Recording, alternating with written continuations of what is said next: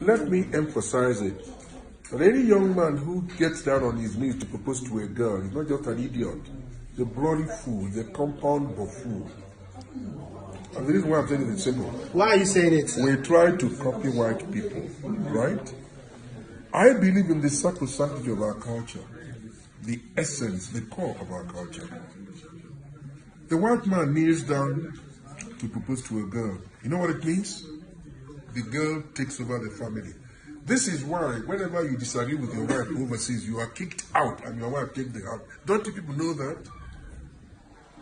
A young man like you who should ever be in charge of your destiny, you hand everything over to women. That makes you all fools. So it's totally wrong for a man to, but it's love.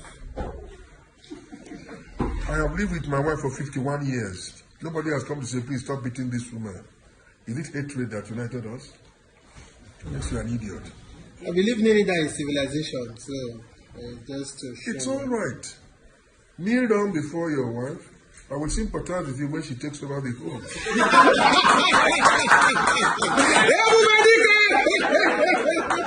A kind of service comic relief.